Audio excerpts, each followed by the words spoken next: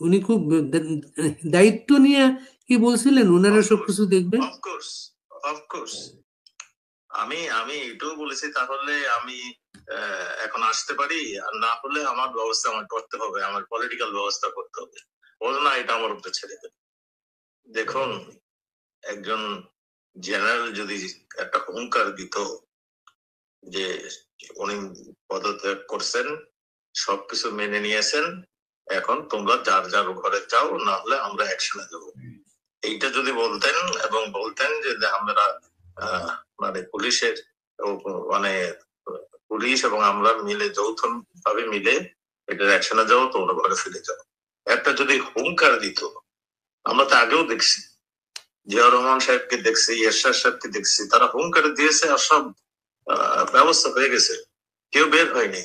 Indian এক্সপ্রেসের ওই বক্তব্যটা স্যার আমরা যখন পড়লাম, তখন মনে হচ্ছে আমরা আসলে আপনি এই কথা কোনো জিজ্ঞেসও করি নাই, জানতেও চাইনি আসলে কি হয়েছিল শেষের দিকে এসে। ওইখানে আপনি বলছিলেন ওই যে 4 তারিখ রাতে, 4 তারিখ রাতে ওই যে একটা বৈঠক ছিল। হ্যাঁ হ্যাঁ ওইটা হয়েছিল, তার বিস্তারিত হয়ে বলেছি। এবং উনি খুব কনফিডেন্ট নিয়ে কি বলছিলেন যে উনারা সবকিছু দেখবেন। উনি খুব দায়িত্ব নিয়ে কি বলছিলেন, ওনারা সবকিছু দেখবেন। অফকোর্স অফকোর্স আমি আমি এটাও বলেছি, তাহলে আমি এখন আসতে পারি, আর না হলে আমার ব্যবস্থা আমার করতে হবে, আমার পলিটিক্যাল ব্যবস্থা করতে হবে। বলো না, এটা আমার উপরে ছেড়ে দেবে। মানে এইটার পরে আপনার আইজিপি কে বললেন ওনার অধীনে সবকিছু করার জন্য। হ্যাঁ, ওনারা বললেন যে আপনারা বসেন, তাহলে কালকে কি করবেন সেই অনুযায়ী ডিসিশন করেন। এরপর ওনারা বসলেন না চলে গেছিলেন? আমি চলে আসছিলাম, যেহেতু উনি দায়িত্ব নিয়েছেন, আমার বাসাও আবার মানে কোন একজন সেক্রেটারি সাহেব অপেক্ষা করতেছিলেন, আমি সেই জন্যই চলে গেছিলাম। এমনি কি মনে হয় পরিস্থিতির কারণে আসলে ওনারা চাইলেও কিছু করতে পারেন নাই? দেখুন, একজন জেনারেল যদি একটা হুঙ্কার দিত যে উনি পদত্যাগ করছেন, সবকিছু মেনে নিয়েছেন, এখন তোমরা যার যার ঘরে যাও, না হলে আমরা অ্যাকশনে দেবো, এইটা যদি বলতেন এবং বলতেন যে আমরা মানে পুলিশের মানে পুলিশ এবং আমরা মিলে যৌথ ভাবে মিলে এটার অ্যাকশনে যাও, তোমরা ঘরে ফিরে যাও, একটা যদি হুঙ্কার দিত। আমরা তো আগেও দেখছি, জিয়া রহমান সাহেবকে দেখছি, এরশাদ সাহেবকে দেখছি, তারা হুঙ্কার দিয়েছে আর সব ব্যবস্থা হয়ে গেছে, কেউ বের হয়নি। জিয়া রহমান তো আপনার মনে আছে কয় বছর কারফিউ দিয়ে রেখেছিল রাত্রে? হ্যাঁ, অনেক বছর। হ্যাঁ, কারফিউ রাতে। হ্যাঁ, কাজেই উপায় ছিল, উপায় ছিল। আর্মি জেনারেল যদি ডাটের থাকতো, তাহলে এটা অবশ্যই ট্যাকল দিতে পারতো। এটা হলো আমার বক্তব্য। আমরা আমরা পুলিশের উপরে যদি উনি ছেড়ে দিতেন আর আমাদের জনগণের উপরে ছেড়ে দিতেন, তাহলে ট্যাকল পেয়ে যেত।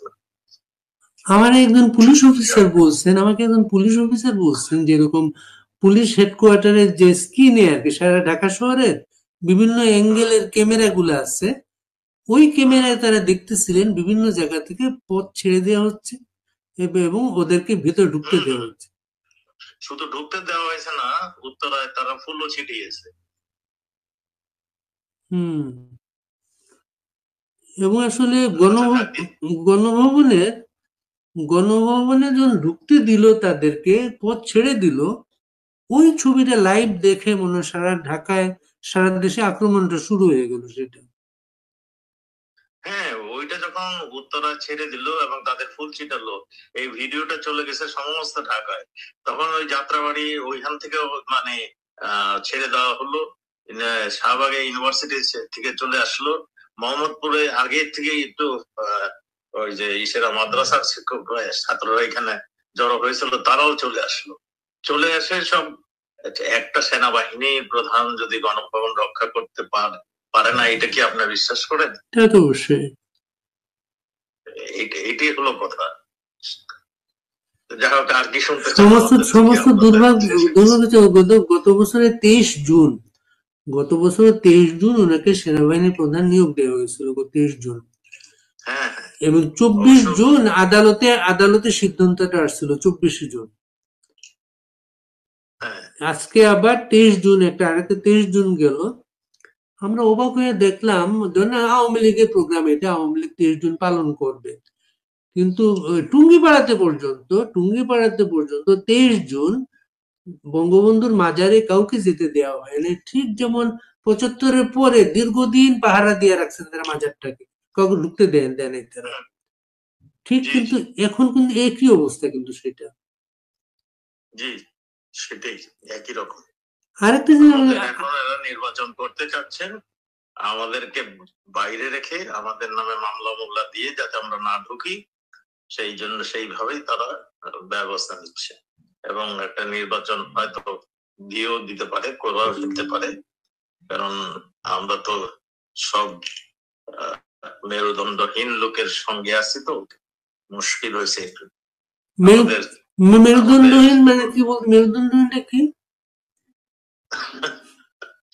আমাদের সেনাপতির কথা বলছি আর কি। আচ্ছা আচ্ছা আচ্ছা।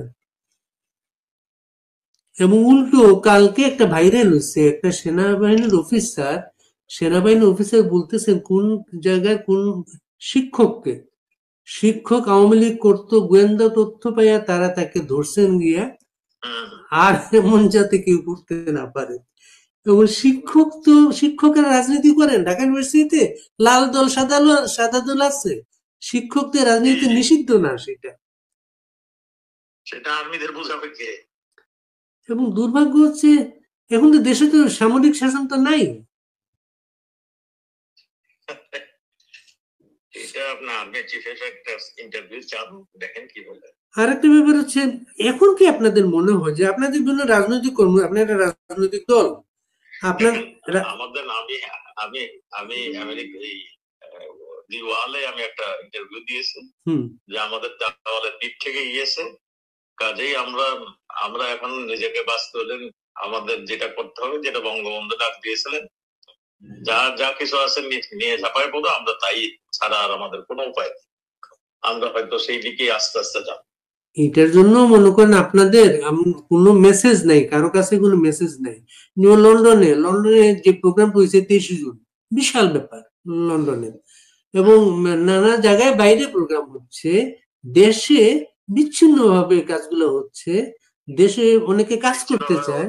এটা এটা দেখেন, আপনি তো সাংবাদিক মানুষ, সব খবর জানেন। ওয়ার্ড লেভেলের মেম্বার যারা আওয়ামী লীগকে ভালোবাসে, ঠিক ভোট দিতে যায়, এর চেয়ে বেশি তো কিছু করে না তারা, তাদের নামে পর্যন্ত মামলা, তারাও পর্যন্ত বাড়ি ছাড়া হয়ে গেছে।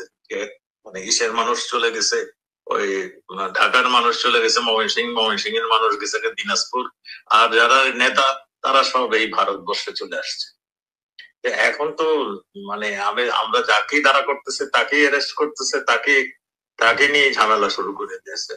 তো এইরকম একটা পরিস্থিতি। তো 5 আগস্টের পরে কখন আপনি যান ভারতে? কোথায়? ভারতে? হ্যাঁ হ্যাঁ, আমি প্রায় 1 মাস ছিলাম ঢাকাতে। তারপরে বাধ্য হয়ে দেখলাম আমাকে খুঁজতে একবারই তছনছ করে ফেলছে, আর একবারে মানে এইখানে সেখানে যাচ্ছে, তখন আমি চলে আসছি। মানে এরপরে একটা ছবি পাওয়া গেছিল, অনলাইনে আসছিল, এটা পার্কে বসা, কলকাতার একটা পার্কে বসা আপনি। হ্যাঁ, ওইটা তো সেপ্টেম্বর মাসে, সেপ্টেম্বর কি অক্টোবরে। আপনি সেপ্টেম্বরের আগে গেছেন তাই তো? না, আমি 9 সেপ্টেম্বর গেছি। আচ্ছা আচ্ছা। পার্কে আসছিলাম, ওখানে আমাদের কয়েকজন নেতা ওখানে দাঁড়িয়েছিল, অসীম কুমার উকিল, তার স্ত্রী, এরা দাঁড়িয়েছিল। আমাকে একটু আমি গাড়িতে যাচ্ছিলাম, তখন আমাদের ডাক দিল, তাই পার্কের ভিতরে ঢুকেছিলাম। আর আর মনে করেন আপনারা আসলে এই যে মনে করেন আপনাদের ছাড়া ইলেকশন করার চেষ্টা চলতেছে, শেখ হাসিনার বিরুদ্ধে মামলায় তারা উকিল নিয়োগ দিচ্ছে, তারা একজন দিয়েছে, আমাদের ফাঁসির ঘোষণা করে দিবে, তাহলে তো আমরা অনুপযুক্ত হয়ে যাবো কিসের জন্য। মামলায় উকিল যাকে ঘোষণা দেওয়া হয়েছে তিনি শেখ হাসিনার ফাঁসি চান, তিনিও শেখ হাসিনার ফাঁসি চান। হ্যাঁ, সে তো জামাতের লোক। বাদী বিবাদী সবাই কিন্তু এক পক্ষে, কিন্তু এখানে। হ্যাঁ হ্যাঁ, এই কারণে কি আপনারা কোনো উকিল দিচ্ছেন না? কোর্টে? আমাদের কোনো উকিল ঢুকতে দেয় না। আরে এটা জানেন না আপনি? হ্যাঁ, হ্যাঁ। আমাদের কোনো উকিল ঢুকতে দিচ্ছে না। এবং এই আইনে নাকি এইরকম যে আমি যদি উকিল রাখি তাহলে আমার কোর্টে মানে কোর্টে এসে ওই ই করতে হবে, ওটাকে কি বলে, আত্মসমর্পণ করতে হবে। হ্যাঁ, আত্মসমর্পণ করে উকিল রাখতে হবে। কাজেই এই আইনের এই ফাঁক তো আপনারাও যখন ক্ষমতায় ছিলেন তখনও তো খেয়াল করেন না এটা আপনারা। এইগুলি ভাইয়েরা, এগুলো তো আমার কাজ ছিল না, আইনমন্ত্রীর কাজ ছিল, মাননীয় প্রধানমন্ত্রীর কাজ ছিল। এইগুলো আমাকে জিজ্ঞাসা করে লাভ হবে না। এইগুলি মানে আইনমন্ত্রী হচ্ছে ভয়ানক স্লো ছিলেন, এখানে আর বলে কিছু লাভ নেই। আমাদের দুর্ভাগ্য। আইনমন্ত্রী স্লো থাকার কারণে তো কত মামলা ঝুলেছিল বছরের পর বছর। অনেক মামলা চলেছিল, এই মামলাগুলো শেষ করে দিতে এগুলো আমাদের, আমরাও তো মনে করছিলাম একটা গুড গভর্নেন্স তৈরি করবো, আমাদের দলীয় নেতা কর্মীর নামও মামলা ছিল, সেইগুলো তো এখন আরো কঠিন হয়ে গেছে।